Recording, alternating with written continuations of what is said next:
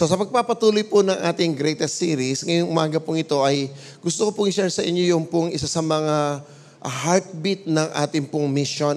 Yung heartbeat po bakit tayo nagkaroon po ng mga pagpapalawak ng gawain ng Panginoon, patuloy na nagtitrain, patuloy po tayong nagdi-discipleship, patuloy tayong nagwiwin ng mga kaluluwa. And today we will be talking the Great Commission. Ito po yung mandate ng Panginoon para sa simbahan at ano po yung kanyang purpose, bakit tayo nagkaroon po ng paglilingkod sa Panginoon. So ito pong maikling mga passage na ito ay hango po sa Matthew chapter 28, verses 16 hanggang verses 20. At kung mamarapatin po nyo, samahan nyo po ako at babasahin natin siya sa Pinoy version. And as usual, meron pong Tagalog sa taas at meron naman pong English na equivalent sa ibaba. So tingnan po natin ang pasimula ng ating pong topic today. Sabi mo sa katabi, ready ka na ba? Tingnan mo nga yan kung ready nang mag-take note. Pumunta ang 11 disciple sa Galilee, doon sa bundok na tinuro sa kanila ni Jesus. Nang makita nila si Jesus, sinamba siya ng mga disciples, pero nag-doubt ang ilan sa kanila. Now, ito po'y after na ng resurrection ng Panginoon, and Jesus was about to ascend to heaven. Bago po siya umakyat ng langit, kinausap po niya yung kanyang mga disciple. Ito po yung kanyang pinakahuling habilin sa mga disciple. Nung makita nila si Jesus Christ, ang sabi ng Bible, sinamba. At alam po ba ninyo na meron pong isang passage sa Bible na sinasabi niya na ang Panginoong Yesukristo, bagamat siya'y Diyos, hindi niya ibinilang ang kanyang sarili na kapantay ng Diyos. Bagkus sinubad niya ang kanyang pagka-Diyos, isunuot ang kasuotang alipin sa pamamagitan ng tao, kaya nagkatawang-tao ang Panginoong Yesukristo para maganap po niya yung pagliligtas para sa atin doon sa krus ng Kalbaryo. And now in these verses, nating binasa, on the verse 17, makikita natin that Jesus did not rebuke His disciples for worshiping Him. In other words, Jesus Christ ay pwede siyang sambahin because He is second person of the Godhead bodily.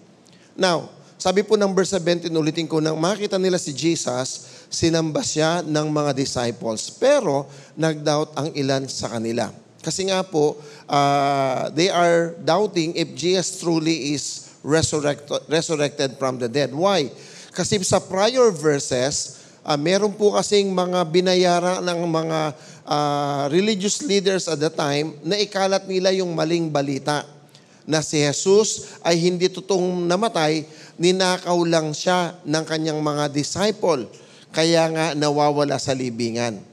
And so yung malayang ibinabalita po during those times ay hindi po nabuhay na muli si Jesus. Kaya yung ibang mga disciple, they doubted that Jesus indeed resurrected. But on the other hand, hindi ni-rebuke ni Jesus Christ na siya ay sambahin. Why? Because He is worthy to be praised and to be worshipped. At maging doon po sa Book of Revelations, lagi nilang sinasabing, worthy is the Lamb that was slain. Worthy, worthy, worthy is the Lamb. Wala naman pong ibang kordero ng Diyos maliban kay Hesukristo.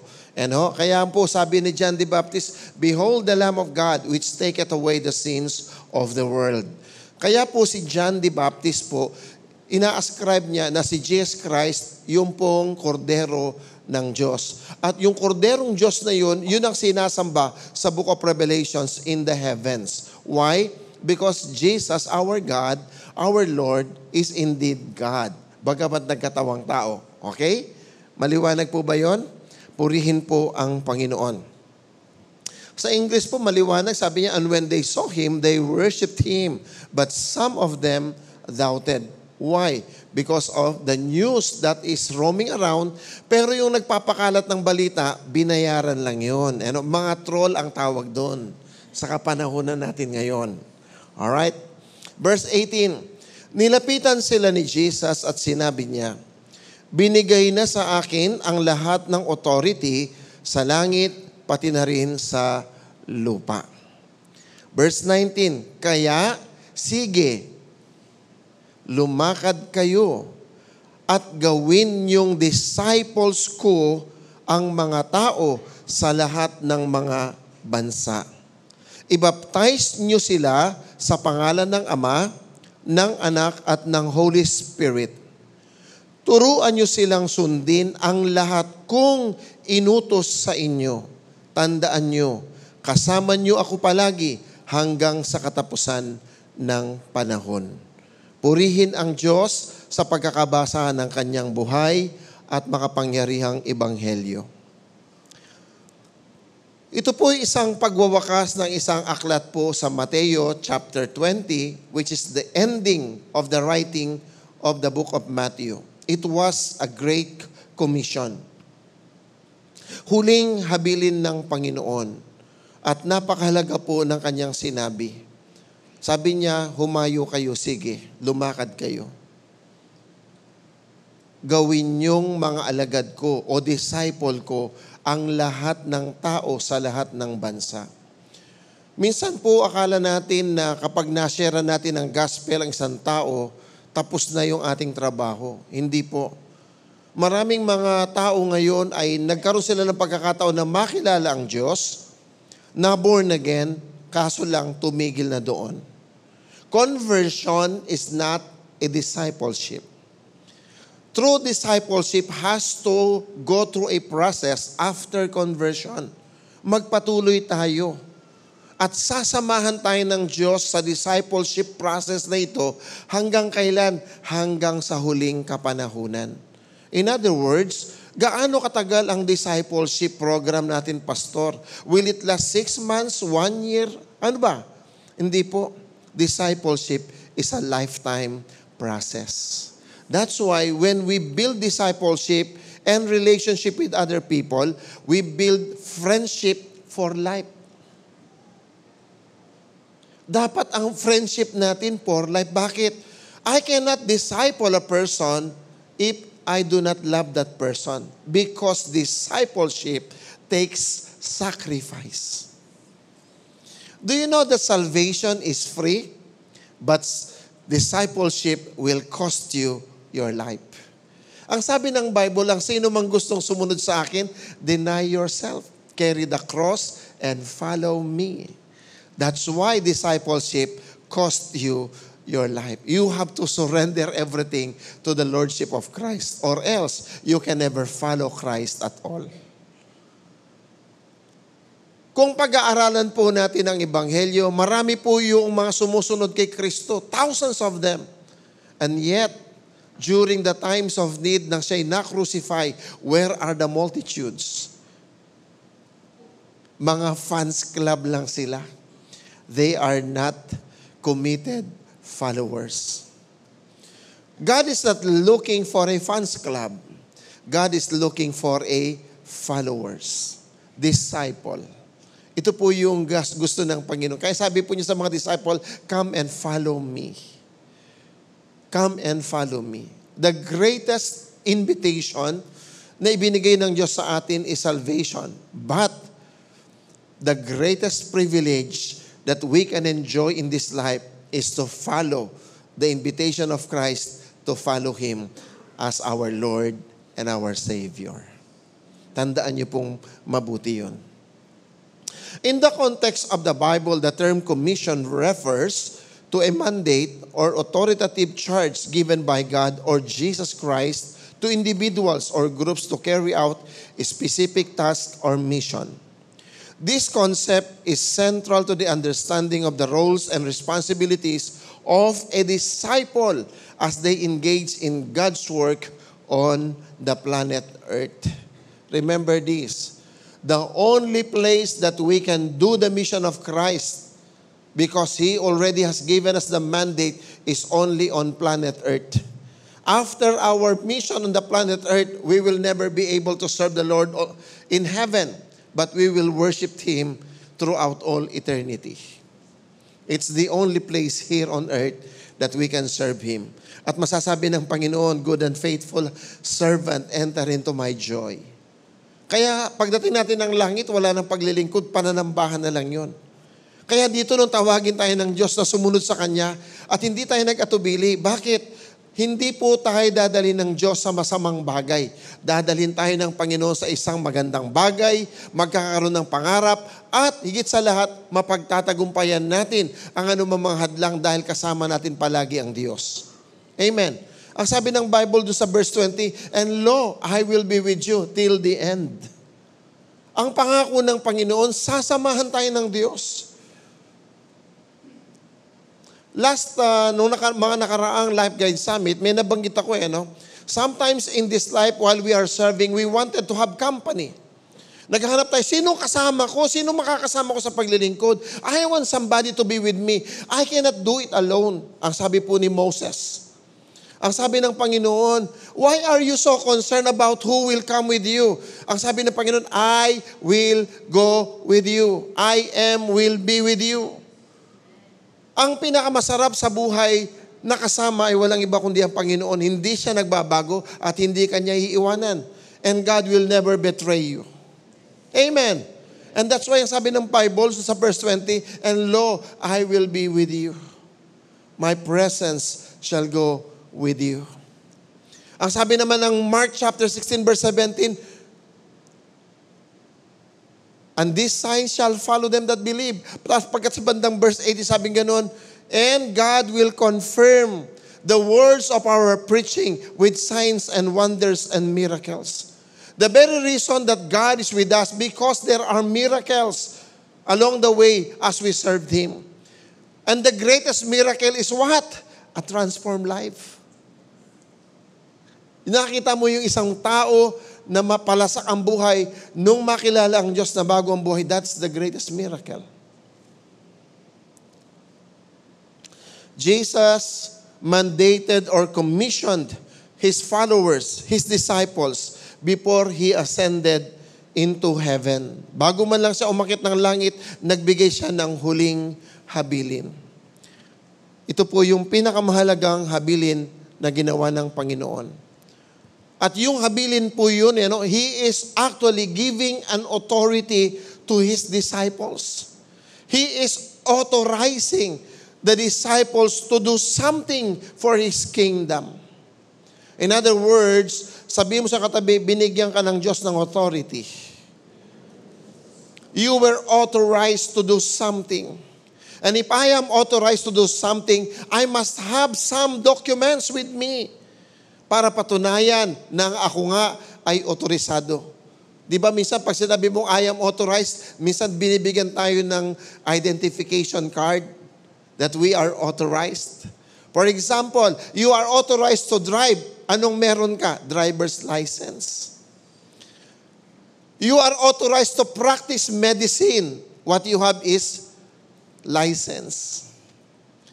I am authorized to practice civil engineering. What I have is the license to practice civil engineering. The authority is our license to do something great for the kingdom of heaven. Hallelujah. Narinig niyo po ba ako, mga kapatid? Ang sinasabi ko, Jesus gave us authority or license to do great in the kingdom of heaven. Bakit? Kasi without authority, we can never do what God has tasked us to do. Sabi mo sa katabi, authority. You are authorized. Kung si James Bond pa, license to kill the devil. But we are licensed to resurrect those who are dead in sin and bring them hope through Christ Jesus. Hallelujah. The Great Commission authorizes the disciple to make disciple of all nations, baptizing and teaching them. The word authority came from the Greek word exousia, means the concept of power, control, right, or license. Making disciple is the business where God wanted His people to fully commit and engage until the end. Ibig sabihin po, mga kapatid, ang discipleship does not end until Jesus comes. Kaya huwag kang magmadali. Discipleship is a lifetime process. Now, let me ask you something. And do you understand the concept discipleship? Ang discipleship po, ito po yung pamamaraan para ibalik tayo sa totoong disenyo ng Diyos sa ating mga buhay. Ibinabalik tayo sa yung totoong bakit tayo nilalang ng Diyos. In the first place, ang sabi ng Panginoon, when God created mankind, ginawa niya si Adam and Eve. At ang sabi ng Panginoon, they will manage the entire creation. But because of sin, na-forfeit po yung lahat ng yun. But the moment you become Christian, unti-unti pong ibinabalik yung salitang, you will have dominion on the earth. Because that was God's design to us. Dominion. Pagharian natin ang mundong ito. Kaya nga po, ang discipleship, ito po yung pananauli ng disenyo ng Diyos sa ating mga buhay. So that we can do what God wanted us to do. Minsan po kapag hindi ka disciple, lagi mo sasabihin, ay, ako agyo yan. Ako kasi may garal Matuwa na ako kasi. Ang dami nating mga alibis. Pero hindi ka pa nag-pray, Lord, sige Lord, yung ano yung gusto mong gawin, gawin mo sa buhay ko. Yung hindi ko kayang gawin, i-anoint mo ako. Yung hindi ko naintindihan, bigyan mo ako ng understanding and wisdom. Yung nahihiya ako, bigyan mo ako ng boldness. Bigyan mo ako ng ability to stand before many people so that I will not be ashamed any longer. Kasi ang sabi ng Bible,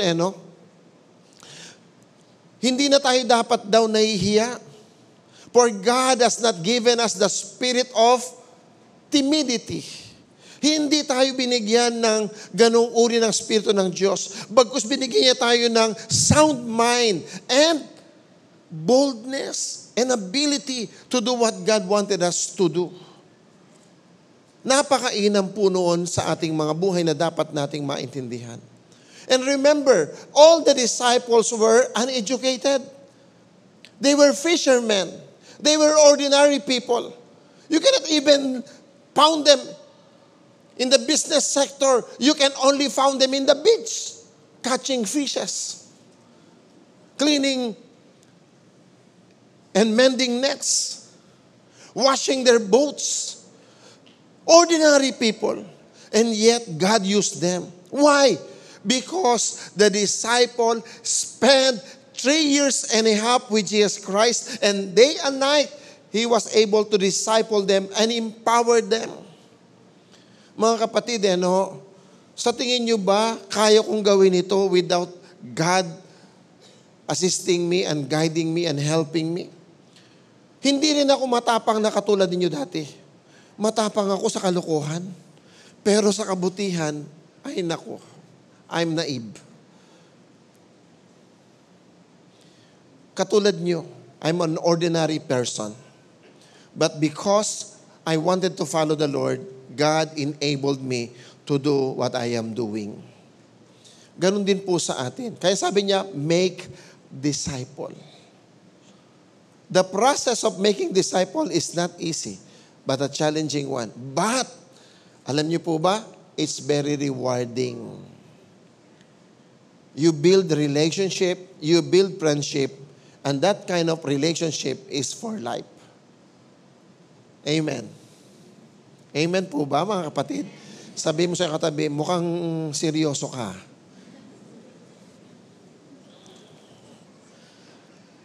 Making disciple is the business where God wanted His people to fully commit and engage until the end. Without discipleship, listen to this, we can never win the world. Without discipleship, we can never win the world. Yes, nabanggit ko to kanina, salvation is free, but discipleship will cost you your life. Making disciple is not a 6-week event. Walang 90 days challenge, but rather a relationship journey What can you stop doing? What can you surrender? What can you give up so that you have time for people God brings to you? Ang sabi po ni Lorna Johnston. In other words, every person, every individual that God allows to be with you is an opportunity for discipleship. And the only way that you can disciple them is you have to love them. And you have to commit in discipleship. As well as they have to commit in discipleship. Kaya ang pwede lang i-disciple, hindi yung pinipilit, kundi yung willing silang sumama sa iyo. Remember, ang sabi ng Panginoon, pinili ng Diyos, pinili ni Jesus Christ, yung gusto niyang makasama, and they come to Him. Kaya napaka-importante when you are building relationship, yung gusto mong makasama, ang piliin mong i-disciple. Yung sumusunod sa iyo para ma-disciple mo sila. At alam niyo po ba, ang discipleship ay pag-aayos ng buhay. Noong isang araw, meron po akong, nung Friday night, meron po akong kinaunselan. Ang sabi ko, minsan sa buhay natin, God allows trouble in our lives to fix us. Kasi minsan, konting kirot lang na ganyan, nagre-react tayo violently. But God wanted us to be tame, to have that character. Sabi ko sa kanya, bakit? Kinakailangan lang ba tayong manampalataya at magpasalamat sa Diyos in times of blessing? What about in times of challenges? God is looking at us on our faith in times of challenges.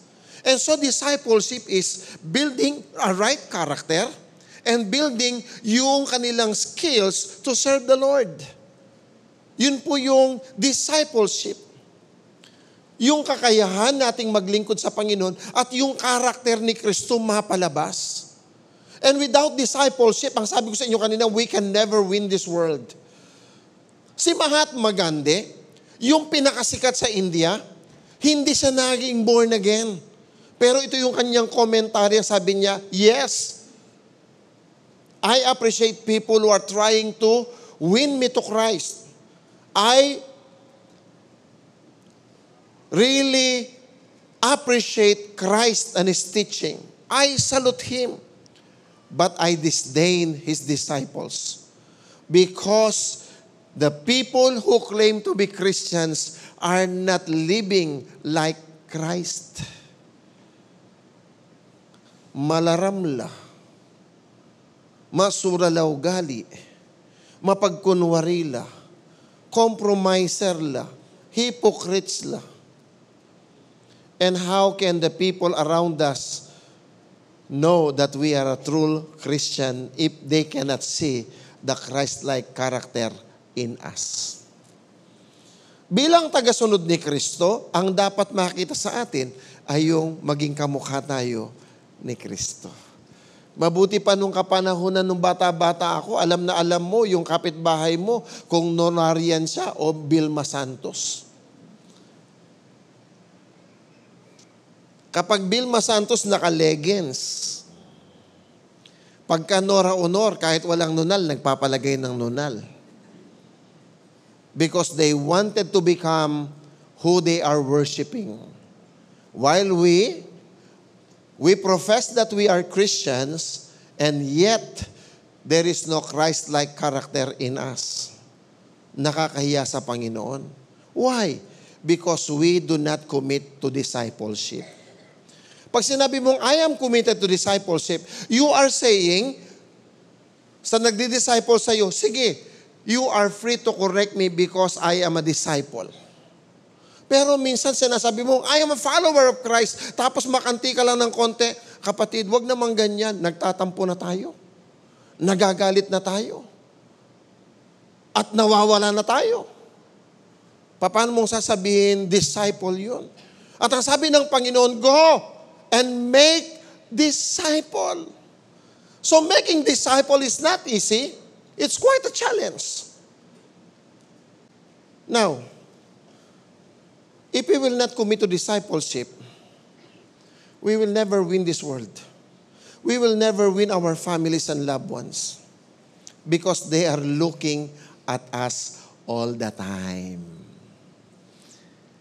Sabi mo sa kanila, nakatingin sila sa atin Pinagmamasdan nila tayo Kaya pag may pumalpak na kapatiran, kagad sasabihin, di ba pastor, kasama niyo sa simbahan yan? Hindi lang personal niya ang inaatake, kundi yung simbahan ni Kristo. That's why discipleship is very important. And so, I'm appealing to you that please get involved in discipleship. Sabihin mo sa iyong katabi, i-disciple mo naman ako. Turuan mo naman ako. Pagtiyagaan mo naman ako. Amen. Hallelujah. Dahil hindi po pang 6 week lang ang discipleship. Ito'y habang buhay na proseso. Amen. Nag-commit ka na ba? Nag-commit ka na ba? Ano? Sabi mo nga sa iyong tabi, nag-commit ka na ba?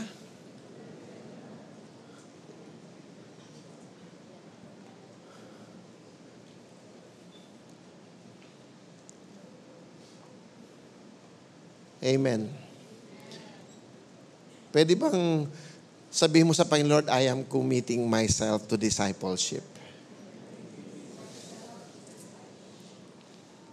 Discipleship is the art and science of helping people find, follow, and fully become like Jesus.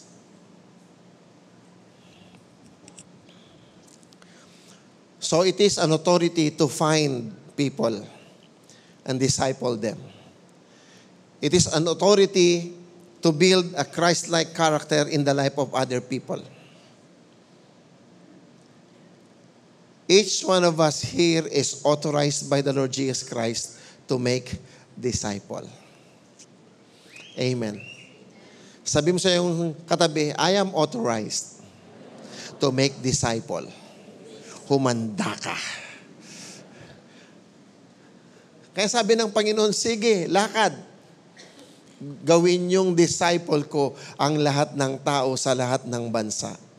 Pangalawa, ang pagdi-disciple, hindi lang siya license na ibinigay sa atin ng Panginoon o authority na ibinigay sa atin ng Panginoon. It is also a divine mandate so that we can have that assignment.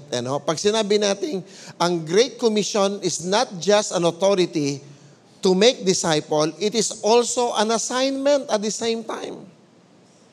The Great Commission, a divine mandate given to us, is sacred assignment to go forth and make disciple, transforming lives and fulfilling God's purposes. Kandutan mo yung siping, sabi mo kaya, mag-react na ka man. Disciple making is not a call for others to come to us to hear the gospel, but a command for us to go to others and share the gospel. Amen. Amen. Huwag mong hintayin mahulog ang bayabas bago mo mapitas. Kundi babagsak yan, wala nang matitira sa'yo, uunahan ka pa ng kabag o ng mga ibon. Alam nyo, kami po ay may tanim na ate sa likod ng bahay namin. Mabungaya po. Kanya lamang, siyempre, pag sinabi kong, wow, pwede na bukas to. Nakakalimutan ko yung bukas pala, Sunday. Kaya lang, pag Sunday, maghapon po tayo dito. Pagbalik mo kinagabihan, salangyan meng suluakit me, at yun neking lalamit ang bunga. Naunahan ako. At kapag hindi ko tinake yung opportunity, ako naman pulutan, bakit? Pipangananda nere ngayop. And so, this is discipleship making. We do not allow people just to come to us. We come to them. We find them.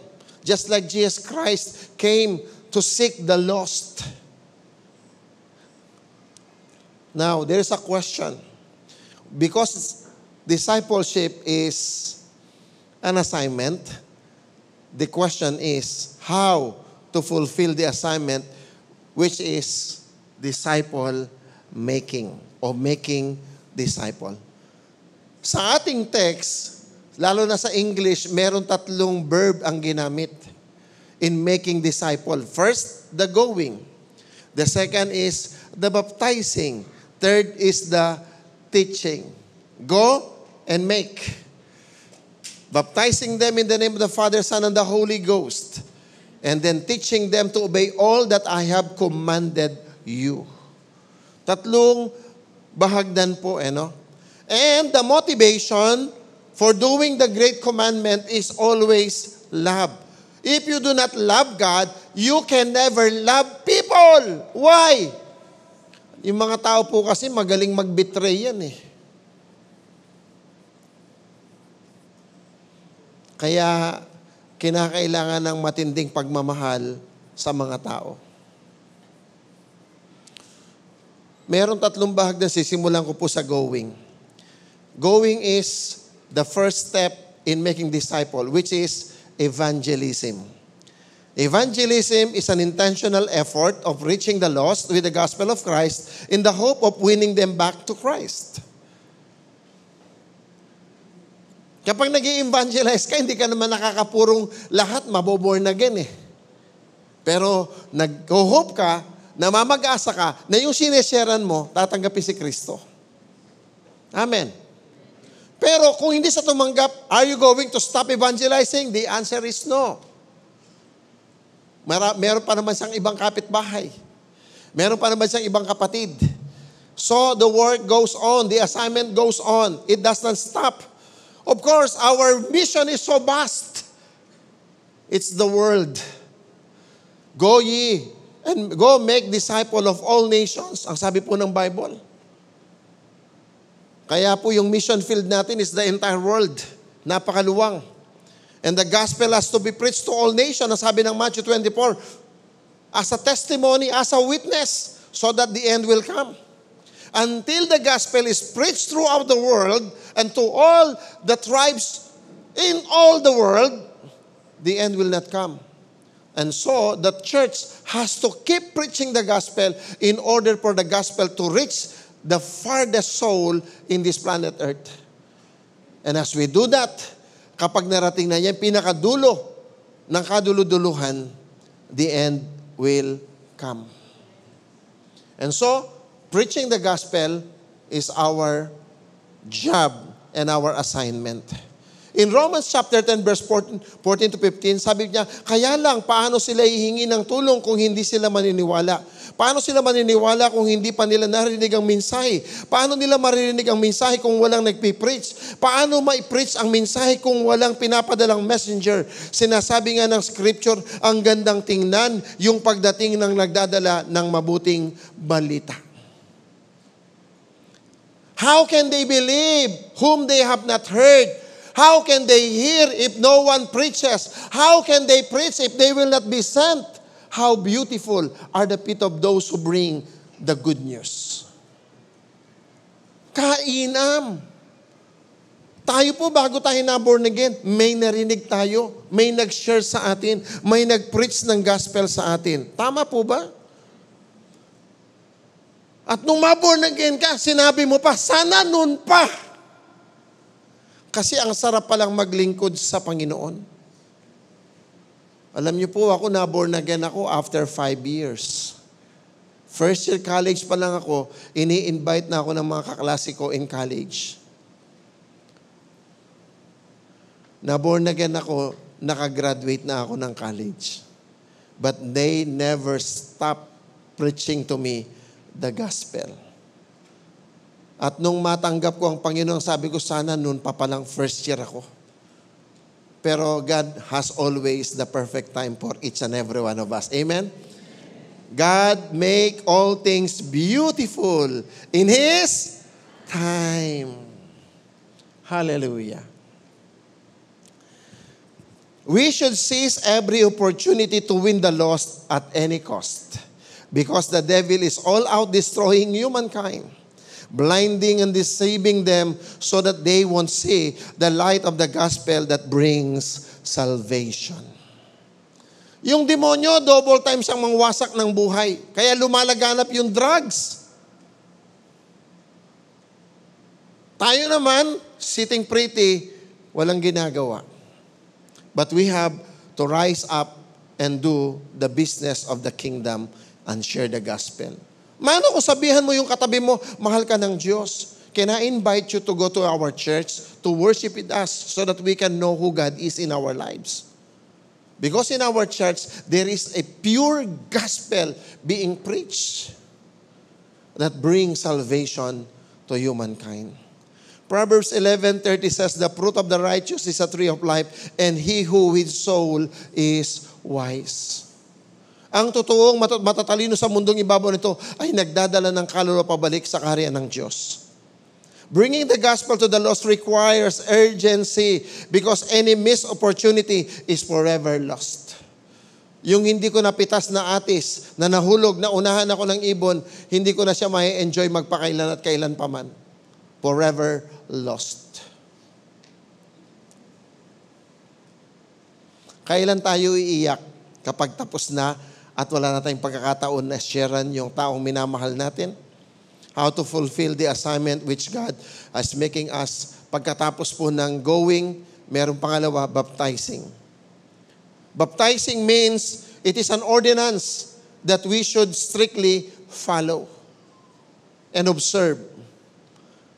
Dapat lahat tayo nagpapa-water baptize. Not a symbol of conversion, but we follow the ordinance of Christ. Actually, this ordinance is modeled by the Lord Jesus Christ to fulfill all righteousness that is requiring by the law. And baptism is also a sign that we repented from our sin. Ang sabi ng Bible, repent and be baptized. Bakit po? Simbolo yun na nagsisi ka sa iyong kasalanan. Simbolo yun na kasama mong namatay si Kristo at muling nabuhay sa tamang pamumuhay na. It's an identification. In other words, nung ilublob ka, inaamin mong namatay na ako sa aking sarili. Nung ibangon ka, in the newness of life. Hallelujah. Praise be the name of the Lord. All things had passed away. Kasi lahat ng nag-passed away, dapat ilibing. So therefore, the day you were baptized is the day of your burial. No kamunta, makipaglibing ko. Ninong ilibing da, itang dating yako. Amen? Ganun tayo dapat pag pumupunta sa water baptism. Sinong ililibing? Yung dating ako. Ayaw ko na siyang mabuhay na muli. Kasuklam-suklam yung mga gawain niya. Malaram niya ito. Mapamolay niya. Mapanutang niya. Mamayad. Pero salamat kang ginumilibing ni. Amen? Hallelujah. Amen. Sino na rito yung nakapaglibing ng kanilang dating buhay, taas ang kamay? Yung mga hindi pa nalibing, ililibing namin kayo. Mag-i-schedule tayo ng paglilibing. Hindi sa memorial park, kundi sa swimming pool. A public declaration of faith, repentance, and the Lordship of Christ in your life. Pangatlo, the third process is the teaching. Turuan nyo silang sundin ang lahat ng iniutos sa inyo. It's an intentional effort to edify, nurture, and build up the new believer into the knowledge and experience of Christ until maturity is attained. This is teaching them to be a disciple of Christ. Ang sabi ng 2 Timothy chapter 2 verse 2, and the things you have heard me say in the presence of many witnesses, and trust to reliable people who will also be qualified to teach others. In other words, discipleship is this. Me, I will disciple this person. And this person must disciple that person. And this person must disciple that person. And if every one of us is committed to discipleship, we can win the world. We can win magalang for Jesus Christ's sake. And when this entire magalang is win for Christ, alam po ba ninyo, wala nang magnanakaw. At matatanggal ng mga kapulisan. Bakit? Wala nang krimen. In Guatemala, there is a city, they called it Miracle City. About 30 years ago, nagkaroon po ng revival sa isang city na yon. Malapit sila sa bundok, sa dalisdis ng bundok, parang sa atin, tabi ng Mount Arayat. They are known to be a city of crime and drugs. And there is no peace at all. Patayan dito, patayan doon. But one day, merong na-born again na tao, and he began to preach the gospel. Unti-unti, one day at a time, until one day, nagkaroon po ng spark of revival. Pati yung mayor na born again. And once a week, nagkakaroon sila ng prayer meeting. Alam po ba ninyo ang prayer meeting? Sa harap ng munisipyo, lahat ng kalsada, punong-puno ng mga tao, umiiyak sa Diyos. They were a city of poverty. Now, they are known to be a miracle city. They are blessed and prosperous. No crime. Only the gospel can change a person and a community. And if we are committed to discipleship, my dear friends, we can do it by the grace of God. Amen? Hallelujah. Yung mga business people, hindi naman daraya. Yung mga nagtatricycle, hindi na kung saan-saan panggagawa ng kalokohan. Minsan kaya nagkaka-traffic, buhol-buhol yung mga kwan because of lack of discipline. But if we will all be discipled, then discipline will be restored. And when there is discipline, there will be progress. Hallelujah. Amen? Kaya inihimo ko po talaga kayo, mag-commit po tayo sa discipleship. That's the only way. Kung na kinakailang mga gaki ang harapan nyo. True discipleship is about inviting someone to the table, providing a feast, and then teaching them to feed themselves so that they can prepare a meal for someone else. This is discipleship. Nakukuha niyo po ba ang picture? Discipleship is not another church program or classroom activity. It is the fundamental call of every believer to make disciples who make disciples.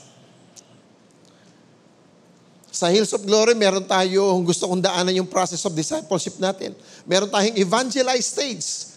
Ang tawag dyan, ibalik sila sa kaharian ng Diyos, yung mga nawawala. Edify, palakasin sila para maging matatag sa pananampalataya. I-equip sila para ihanda sila sa paglilingkod. At higit sa lahat, engage para maging bahagi sila ng kaharian ng Diyos na naglilingkod at nag-aakay, nagdi-disciple ng mga tao upang mabago ang sangkatauhan at ang ating lipunan. Pangatlo at pangwakas, the Great Commission is an assurance where God will be with us till the end of the ages. Ang sabi ng Panginoon, my presence shall go with you. I am with you till the end of time. And lo, ang sabi ng King James Version, and lo, I will be with you till the end. Sasamahan tayo ng Diyos. Habang ginagawa natin to, magagawa natin bakit kasama natin ng Diyos. God's presence is promised to be with us through the power and the anointing of the Spirit. God will confirm our ministry with signs, wonders, and miracles. Mark chapter 16, verse 17. And in John chapter 12, verse 14, the Bible says, tandaan nyo, kung maniniwala kayo sa akin, magagawa nyo rin ang mga ginagawa ko. At higit pa ang mga gagawin nyo kasi babalik na ako sa Ama. Gagawin ko ang ihingin nyo sa pangalan ko para bigyang papuri ang Ama dahil sa Anak. Kung hihingi kayo ng kahit ano sa pangalan ko, gagawin ko yun. Ang sabi ng Panginoon, magagawa nyo ang ginagawa ko. Magagawa mo ang ginagawa ko. Ang sabi niya, kasi pupunta siya ng langit. Ladies and gentlemen, mga minamahal kong kapatid, nung umakyat si Lord sa langit, ang kanyang inatasan na ipagpatuloy ang gawain ay ang kanyang mga alagad. At nakarating sa panahon natin, yung kasipagan ng mga naunang alagad ay nagbunga at ikaw at ako ang bungang yaon. At kung magpapatuloy tayo, marami pang mga bunga ang mababago ang mga buhay at mapupunta sa kalangitan kasama ng Diyos magpakailan at kailan paman. Kapatid, kaya mo. Kaya ko. Kasama natin ang Diyos sa gawain ito.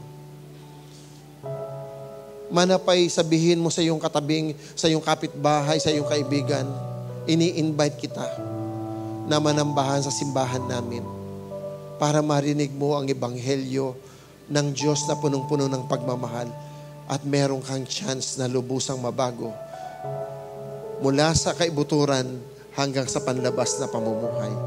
Magliwanag si Kristo sa ating mga buhay. My fellow believers, I beseech you, let us commit to discipleship. This is the only way to win the world, bringing the lost to Christ at any cost. Amen. By the way, gusto kong tingnan natin. Ito po yung mission ng ating simbahan at saka yung kanyang vision. Mission to honor God and to raise committed disciples who are able to disciple multitudes. Our vision, to see committed disciples serving and engaging in discipleship and in life groups, making impact that causes transformation for the glory of God. Yung mga maliliit nating mga contribution, pag nagsasama-sama, merong impact sa ating society. Merong impact sa ating community. Merong impact sa ating family. May impact sa ating mga campuses. I was a product of a campus. I studied in a Catholic university. But in that Catholic university, there were actually 8 Christian. They relentlessly shared the gospel until halos lahat ng classroom ay kanilang sineshare ng gospel. I witnessed it. Pero I just simply committed to the Lord after my graduation. Pero during my college days, I watched my brothers in Christ right now. Yung iba, na-invite ko na sila dito, nagpunta sila dito. Yung isa nag-preach pa dito long time ago before the pandemic. We are 6 na magbe-best friend in college. And 5 of us now are pastors. I am the first one who committed to the pastoral call. At among the group, ako po yung pinakapilyo. Sasabihan na palagi kanita, patsema kayo may mark, di na may palda yung poste, yuli ne bali. Without kidding, ganyan po yung kanilang commentary sa buhay ko. Kaya nung naborn again ako, it was very powerful to them. Sabi nila, indeed, the gospel is powerful. Because I was completely transformed. We are part of the most intellectual in our university. But kahit na kasama po ako sa mga president's lister, metong ko po kapilyong estudyante. Pati teacher ko, di-date kaya kanita ng kapanahonan ko. Maloko ko pong bagya.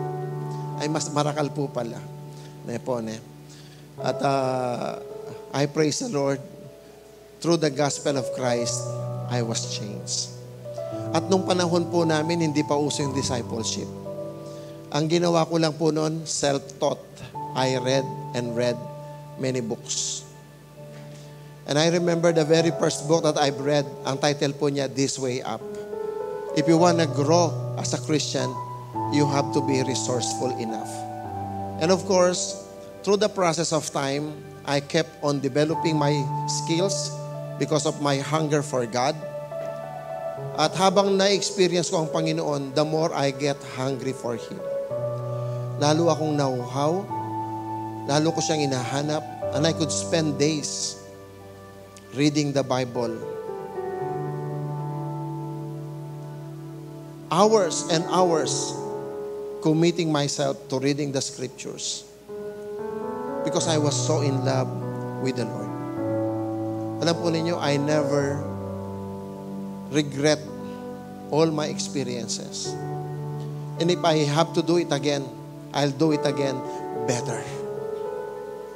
Because I believe with all my heart, mas meron pang igagaling yung sarili ko sa paglilingkod sa Panginoon. There is always a room for improvement. In each and every one of us, we are capable because God is with us. Open your heart. God will use you in a simple way.